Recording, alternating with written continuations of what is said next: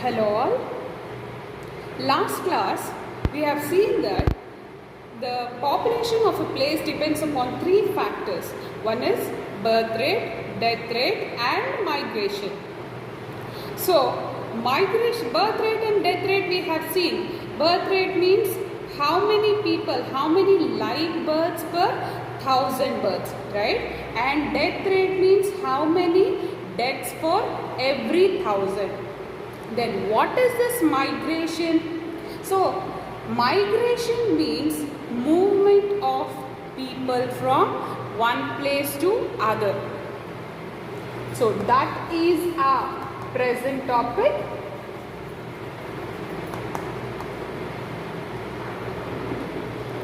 Migration. Migration is the movement of people from one place to other. See, this movement of people from one place to other has been happening yesterday or day before yesterday? No. Movement of people is happening, has been happening from ages together, from the time of early man, right? From the time of early man, right? Why is this happening? See, early man has been moving from place to place in search of food, in search of water. After that, man has been moving in search of agriculture. He has been doing agriculture, and after that, man has been progressing from day to day. So that progress has been continually increasing. That has been improving. Right? So that improvement made man move from one place to other, and that is movement of man from one place to other, or what we say rural area to urban area. Right? So normally if people are moving with an intention of settling in different places, so people are moving with an intention of settling. So if normally I go to some other country for settling, that is migration. So this migration, we divide it into two different types of migration, right? One is international migration, and second one is internal migration. International migration and internal migration. So international migration means if we are going across the borders of a country, if I am going from India to USA, then that is known as international migration. If I am moving within India, then that is known as internal migration. So this international migration again is of two types. One is legal, second one is illegal. So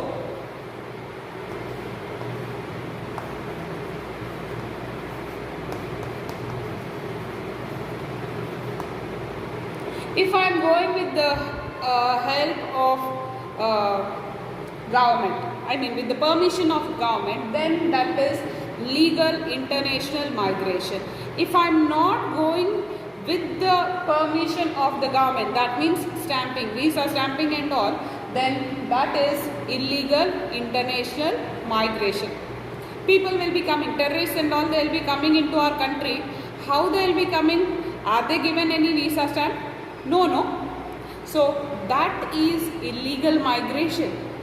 That is illegal migration. Right? So this migration happens because of so many reasons. This migration happens because of so many reasons. One of the reasons may be political instability. See, in case of very recently, in case of Sri Lanka, what has happened? People move from one place to other. That means most of the people, they have come to India because of political instability in Sri Lanka, right? So that is one of the reasons. Maybe there are so many reasons for migration, but one of the reason is political instability. So when people are moving like that from their country to our country, right, they are exiting their country, so they are known as emigrants for the country.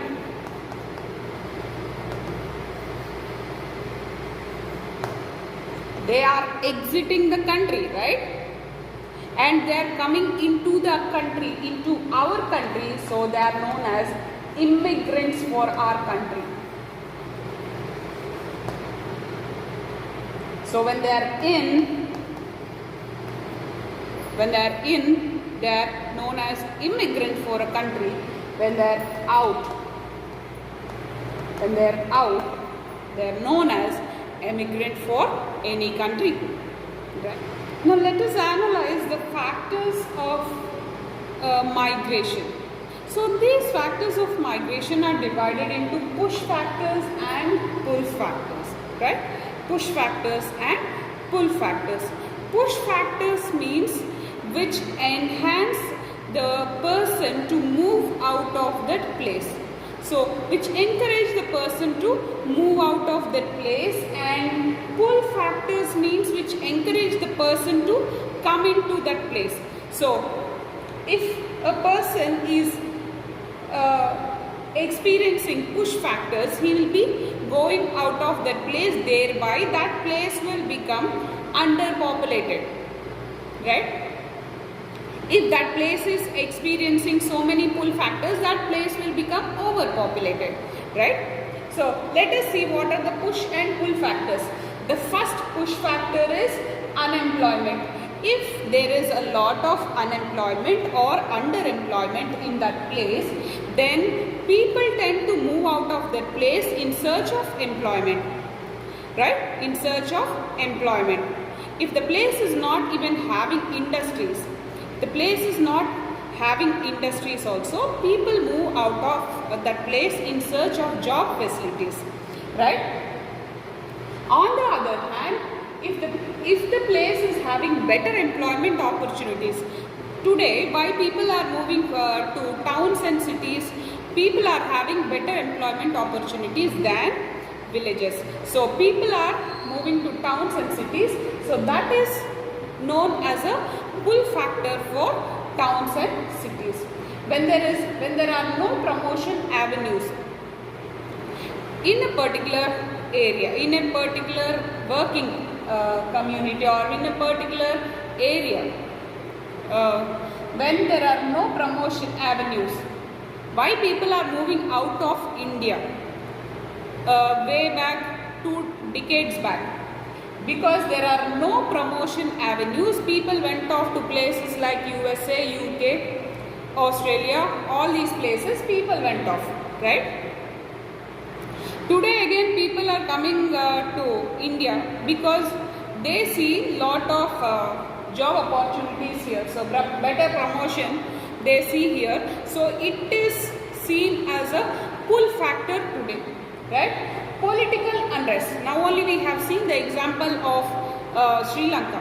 When there is political unrest, people tend to move out of that place, right? If there is stable economy, Australia is one of the stablest economies. So people tend to go to places where there is where it is politically stable.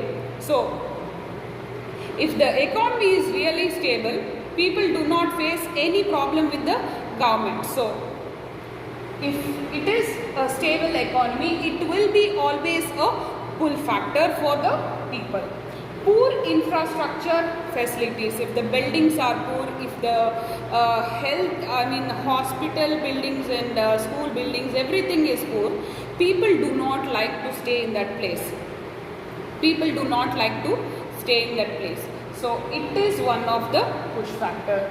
On the other hand, better infrastructure facilities. So today, if you see a very good hospital building, school building, people are attracted to that. So it's pulling the people, right? So that is a pull factor. Low wages is a push factor. High wages is a pull factor. Lack of social amenities. For example, water is not there in an area. People tend to move out of that area, right? In case of nucleated settlements, we have seen, if there is no water, no soil, no better soil, people tend to move out of that area and go to a better area where all the climatic conditions, everything is good. So if it is a better climatic condition, better water facility is there, that will be a pull factor for them, right? High standards of living. Government policies. On the other hand, policies of the government. If the government is too strict, government is not providing any facility, any help to the people, so people don't like to live in that kind of area, right? Better conditions for the people, better conditions for the poor, people like to live in those areas. So these are some of the push and pull factors which tend for the people for migration from one place to other place, right? So if we see this is like almost in one country. Internationally if we see, overpopulation is one factor. Overpopulation is one factor which leads to movement of people from one place to other place, right? And lack of employment. Generally, lack of employment also makes the people move from one place to other place. That is what we have seen here. Low wages. Low wages also make the people move from one place to other place, right? So this is what happened way back when the partition of India happened. Most of the people went, the Kashmiri people of Jammu and Kashmir, some people went off to Pakistan, some people went off to Bangladesh, and whenever there is a partition, most of the people move to the neighboring states. Most of the people move to the neighboring states. Even when there is a partition near Syria, Turkey, when there is a war also, people tend to move to the neighboring places, right? When we had the recent Ukraine war, people, all the people, they moved off to the nearby places. Whichever place is possible, people moved off to the nearby places. So this is all how migration happens.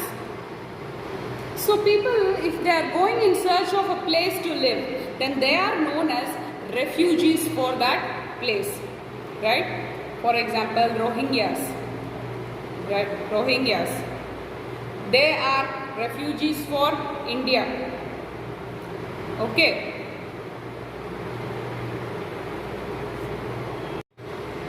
Now let's see what are the positive and negative impacts of migration. So first let's see what are the positive impacts of migration. So it reduces overpopulation in places where it is overpopulated. See, for example, there are no proper facilities, so people tend to move to other places. So it reduces overpopulation in places where there are no proper facilities. So pressure on places where it is overpopulated is reduced. Thereby pressure on farming lands also will be reduced.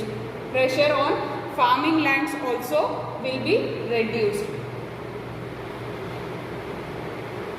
And jobs to skilled and unskilled people will be there. So when people are moving to places where you have lot of jobs, there will be jobs to both skilled and unskilled people. Take for example, most of the people now, some people are moving to places like Dubai. So in Dubai you have jobs both for skilled people, unskilled people. Okay. Next, remittance of money. So people who are working here, unskilled people or skilled people, they remit the money to their hometown. Thereby, their hometown will be developed, right? When they remit means send. When they send their money to their hometown and they develop their hometown, obviously our country also will be developed, right? Immigration of underpopulated economy promotes economic activities. Suppose you are moving to an underpopulated economy. You are moving to an underpopulated economy like Greenland. So obviously Greenland will be giving you some money for coming and settling there. There are so many countries if you are coming and settling there for a longer period of time. But you have to settle there only. You have to settle there for a period of, even in Europe. In Europe, you have some countries, you have to settle there for a period of 15 years, 20 years. You shouldn't move. You can buy. They will be selling a big, not a small piece of land, a big village. A big village they'll be selling for $1, €1, like that they'll be selling, and you can buy that, but you have to stay there. So, immigration in underpopulated economies promotes economic activities. So, there you can promote your economic activity or business or something, there you have to promote it, right? But there are some negative impacts also. Shortage of farm labor. If everyone is moving from villages to towns and cities, then who is there to do the agriculture? Who is there to do the agriculture? So obviously all the agriculture activities will be, they will be coming down. Overcrowding in places, overcrowding in towns and cities. Overcrowding in towns and cities. Limited jobs. So we have seen in overcrowding. What are the problems of overcrowding? Limited jobs will be there. Next, brain drain. Brain drain means movement of skilled people. So that is what we have seen. Low wages will be there. So what people with good skill, what they will be doing? They will be moving off to other countries. Right? So that is one negative impact. That is one negative impact. So these are some impacts of migration. Right? So now we come to the concept of brain drain. So what does this brain drain mean? So for the last decade we have seen people of so many other jobs like computer engineers, software engineers, so many people who did medicine, people who did information technology, all these people, they have moved to other countries.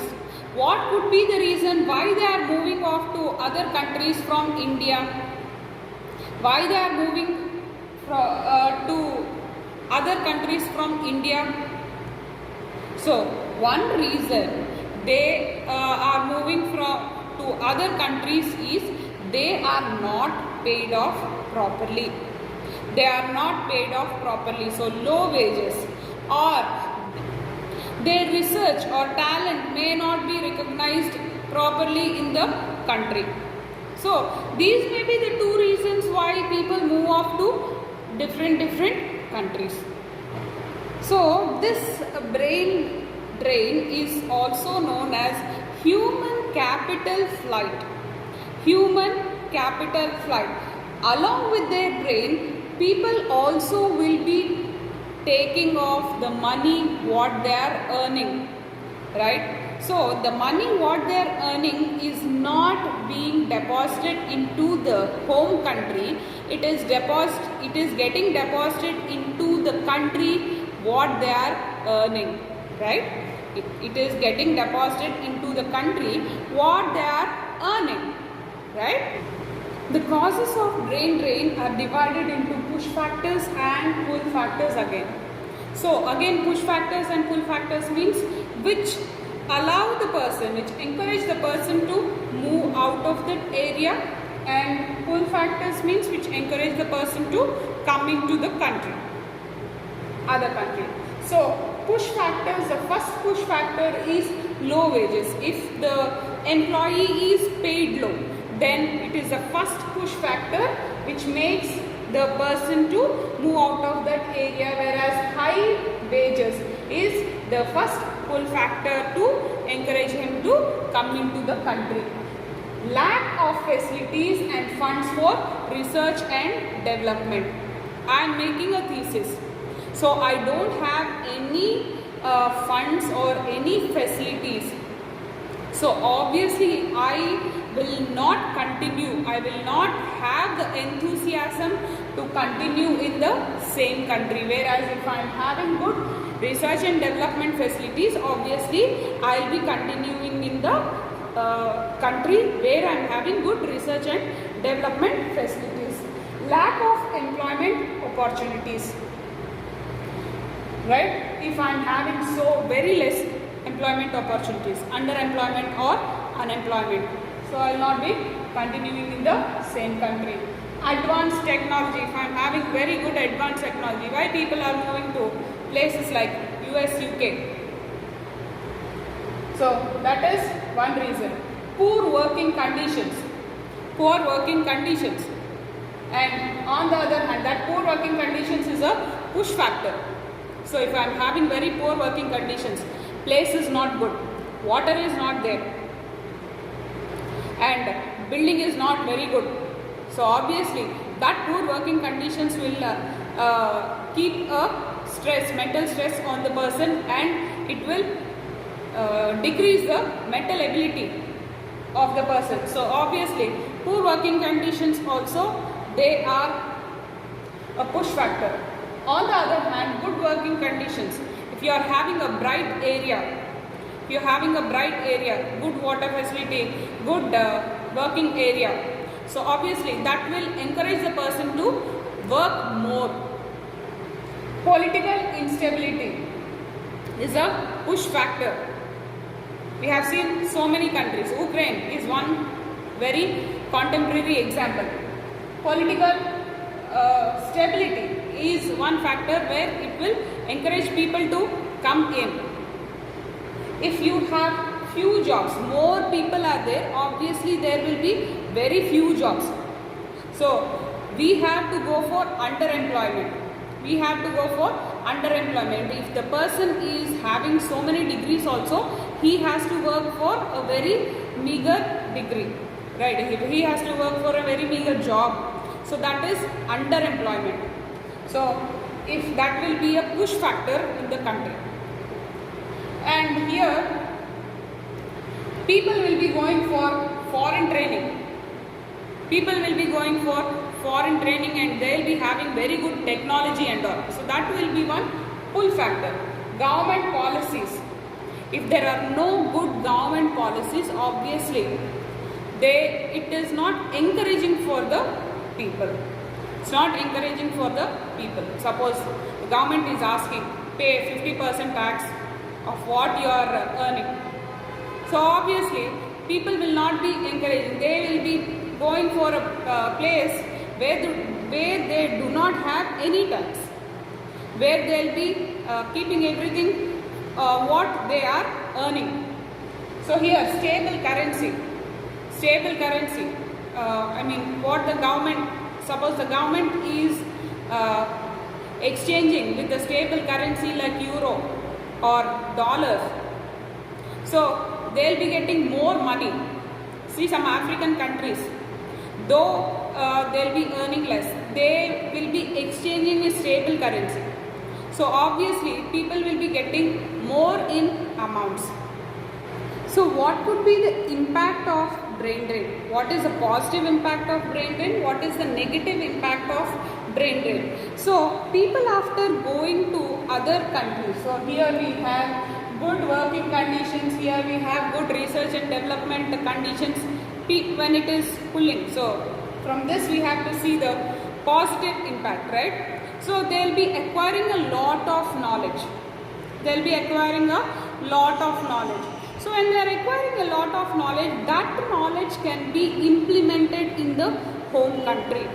That knowledge can be implemented in the home country. Even they will be earning a lot of money, right? When they are earning a lot of money, that money they can be using it for good purposes in their home country. So obviously their standard of living will be increased in the home country. And coming to the negative effects. So people will be going to the other countries because they will be having lot of facilities in the other countries. So all the skilled people will be going off to the other countries. So what happens when in the case of emergency, so when all the people and all the good talented people are going to the other country, how is the country going to survive, right? So there is a lot of problem here. So there is a shortage of all the skilled people here, right? That is a major defect or major drawback of brain drain. And not only that, the government has invested a lot of money on these skilled people. For example, you take IITs or IIMs, knowingly or unknowingly, the government will be investing a lot of money on them. It will be giving a lot of scholarships, it will be giving a lot of funds and all for their education. So after all this education, if the people are going and serving some other country, so is it not a loss for the government, right? So this is the problem of brain drain. Now let's have a small recap of the lesson. What is migration and what are the types of migration? In international migration, we are having two types. What are they? And what are the factors which cause migration? What is brain drain? What are the factors which cause brain drain and what is the impact of brain drain? Hope the lesson is understood. Thank you.